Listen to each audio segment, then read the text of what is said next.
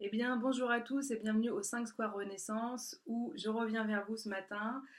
Hier, donc j'étais dans une énergie un peu de drôlerie, hein, je vous ai fait plein de blagues. Ce matin, bon, bah, la météo intérieure semble voilà, un peu différente.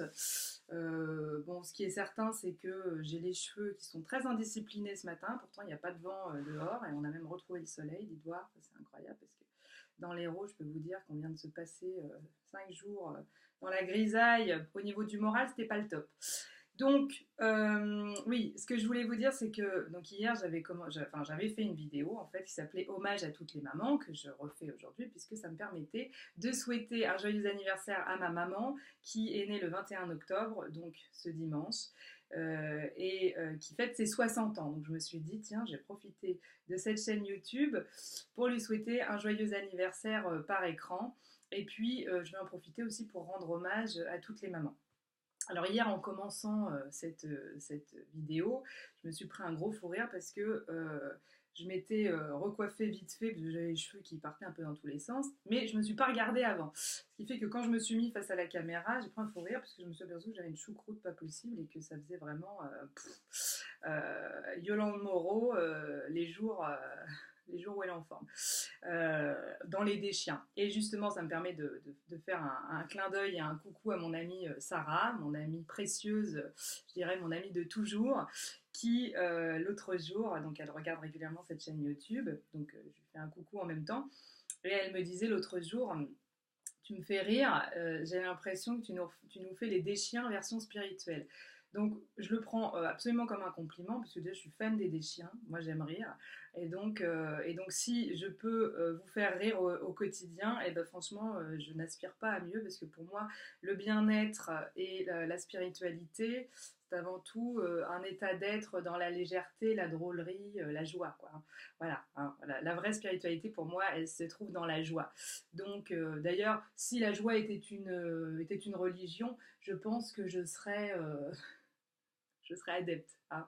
D'ailleurs, j'en fais ma religion. Donc, s'il y en a d'autres qui veulent se lancer dans cette religion de la joie, eh bien, je les accueille à ma paroisse avec grand plaisir.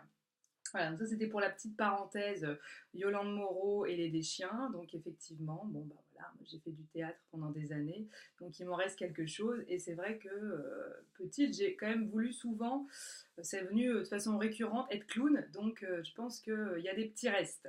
Voilà. Ceci explique cela.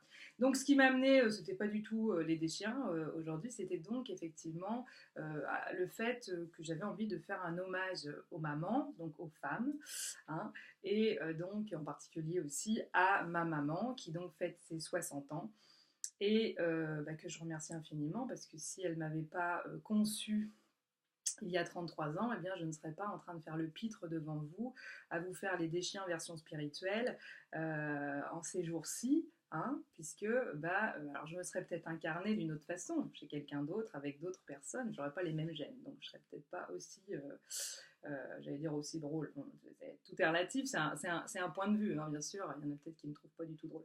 Mais je veux dire par là, je n'aurais pas forcément la même nature, la même personnalité, hein. Au niveau de l'âme, je serais quand même plus ou moins la même, mais j'aurais une autre apparence, on va dire. Un truc qui est en train de tomber là-bas. Ok, je ne sais pas si vous avez entendu, mais bon, c'est pas grave. Donc, c'est l'esprit frappeur de la pièce qui cherche à se manifester pour souhaiter un joyeux anniversaire à maman. Alors voilà, voilà, je souhaite remercier ma mère parce que si aujourd'hui je fais ce chemin au niveau du féminin sacré, au niveau de ma spiritualité, c'est aussi parce que j'ai été inspirée par une mère magnifique et merveilleuse avec un très beau féminin. Hein, alors c'est tard, hein, elle n'est pas parfaite, hein, bien sûr, hein. Maman, ne prend pas la grosse tête, ne laisse pas trop gonfler tes chevilles, bien sûr. Tu as, comme toutes les femmes, des zones d'ombre, voilà, des choses voilà, qui sont pas toujours bien alignées comme tout un chacun. Mais voilà, je souhaite vraiment la remercier pour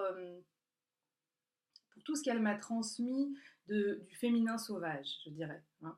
Alors il y a toujours à explorer, à creuser avec le féminin sauvage parce qu'on s'en éloigne très très rapidement. On a tendance à vite oublier qu'on a un féminin sauvage à l'intérieur de nous. Mais bon, voilà, c'est quand même ma maman qui m'a offert Femme qui court avec les loups lorsque j'étais encore adolescente. Alors, j'ai regardé avec des grands yeux, je me suis dit qu'est-ce qu'elle me fait avec ces bouquins de développement personnel et de psychologie des profondeurs. Elle me gonfle. Et puis au final, quand je l'ai lu à l'âge de 25 ans, bah, je suis tombée en amour avec ce livre et je me suis dit mais j'ai une maman formidable, je le savais déjà, mais là je m'en rends compte encore plus. Donc si aujourd'hui je fais tout ce parcours, je crois que je le dois quand même à ma maman qui m'a transmis l'amour des mots, tout comme mon papa, puisque je suis née dans un foyer d'écrivains, critique d'art, journaliste, animateur d'ateliers d'écriture, enfin tout ce qui tourne autour du verbe et du mot, je dirais. Hein. Donc j'ai été élevée dans les mots, moi, c'est pour ça que j'aime utiliser les mots, c'est pour ça que j'aime lire, c'est pour ça que j'aime écrire.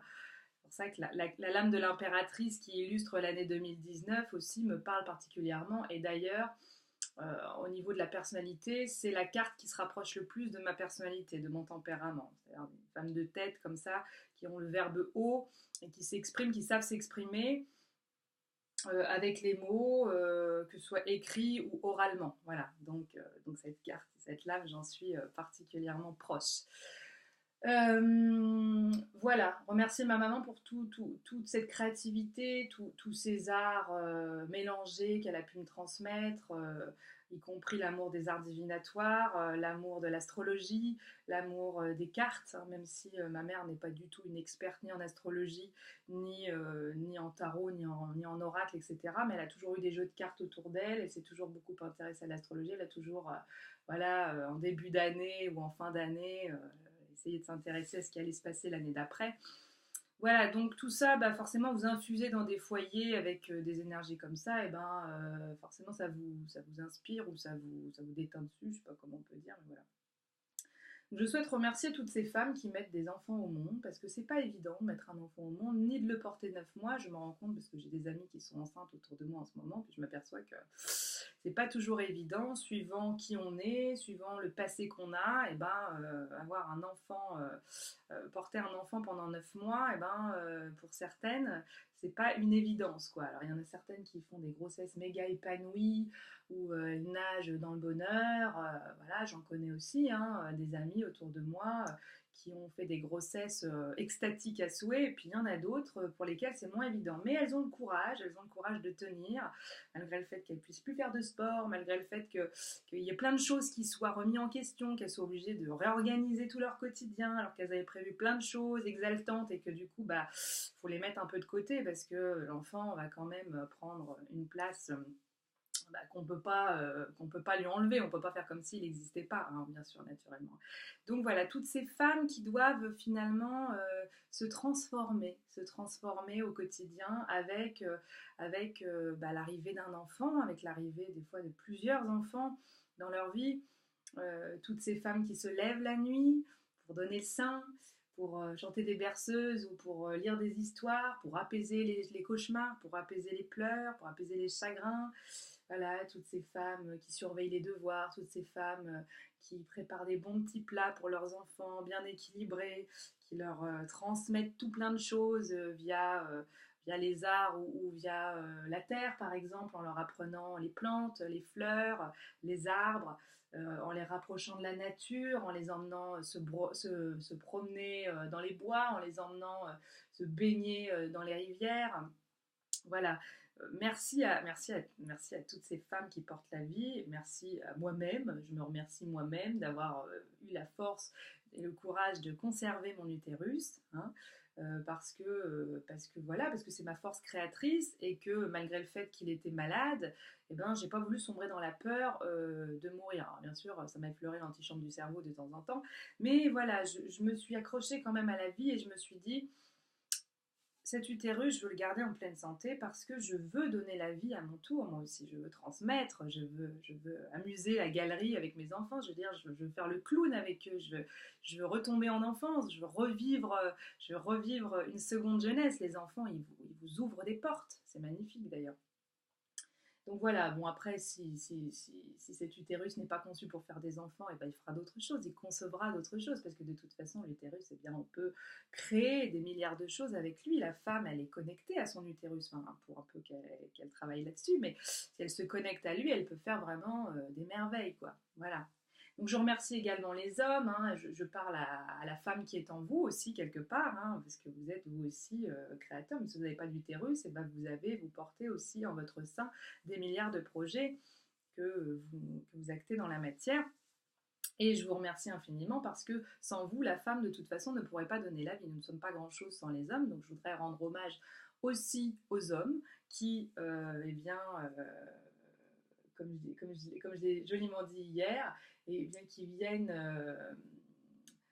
ben, j'arrive pas à retrouver le mot du coup, qui viennent butiner la fleur, voilà, c'est ce que je disais, et qui viennent, voilà, apporter leur nectar de vie, comme c'est joliment dit, pour que la femme puisse être fécondée et puisse donner 9 mois plus tard une fleur de soleil qui viendra illuminer la terre, hein. Donc, messieurs, nous ne vous oublierons pas parce que sans vous, nous ne serions quand même pas grand-chose et nous vous remercions infiniment de nous permettre aussi de donner la vie et d'avoir ce plaisir de créer dans notre four alchimique intérieur comme ça des choses aussi belles. Je veux dire, quelle expérience que l'expérience de l'humanité, qui est une expérience de co-création, qui est une expérience de création, et notamment quand on s'incarne dans un corps de femme avec la possibilité de donner la vie. Je ne dis pas du tout que c'est nul de s'incarner dans un corps d'homme, on vit d'autres choses, on fait d'autres expériences qui sont tout aussi magnifiques, mais c'est vrai que j'ai souvent remercié ma mère, même si je peux me remercier moi-même, parce que je pense que c'est moi à la base qui ai choisi de venir en tant que femme. Mais voilà, pour cette expérience magnifique, moi j'ai toujours été fière d'être une femme. Je me suis jamais dit, tiens, j'aurais voulu être un homme. Je sais que c'est une problématique que rencontrent certaines personnes. J'ai des amis autour de moi qui auraient souhaité être des hommes, par exemple, hein, des amis filles. Et je connais aussi des hommes qui auraient souhaité être une femme. Euh, donc c'est vrai qu'on n'est pas tous égaux face à ça. D'où ça vient, d'où ça sort, est-ce que c'est karmique, est-ce que ça vient de l'éducation, j'en sais trop rien. Je pense que c'est très aléatoire, je pense qu'on ne peut pas faire de généralité. En tout cas, moi je suis fière d'être une femme et je savoure cette fierté-là parce que je sais qu'elle n'est pas gagnée chez tout le monde. Voilà. Donc je remercie à travers ça toutes les femmes qui cheminent à travers tous les âges de l'existence. Donc là, maman, aujourd'hui, tu fêtes, et je te souhaite tes 60 ans. Euh, enfin, je te souhaite pas tes 60 ans, je te souhaite un joyeux anniversaire pour tes 60 ans et puis pour toutes les années à venir. Donc une soixantaine magnifique. Voilà, 60 ans, c'est encore un bel âge, encore un nouvel âge de la femme à explorer. Je trouve que tous les âges de la femme sont sublimes.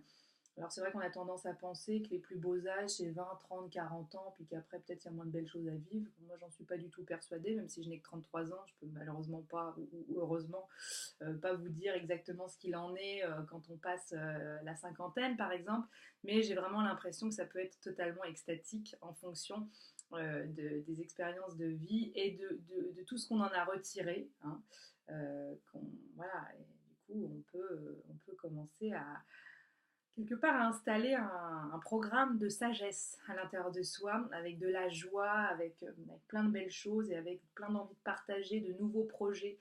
La vie, c'est de la création et de la recréation permanente. Je trouve que la femme incarne parfaitement ces forces-là de vie, mort-vie, de cycle, encore plus que l'homme, puisque elle est cyclique, la femme par nature, avec les règles, avec les lunes, pour parler spirituellement. Voilà.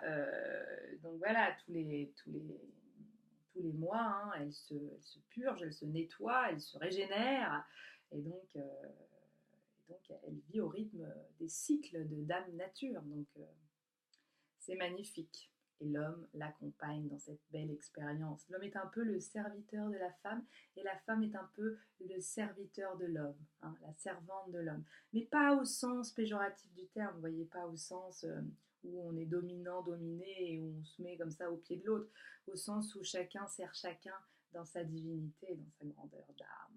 Voilà. Où j'étais inspirée. D'ailleurs, j'étais drôle et aujourd'hui, je suis poète. Vous voyez comme quoi les jours se suivent et ne se ressemblent pas.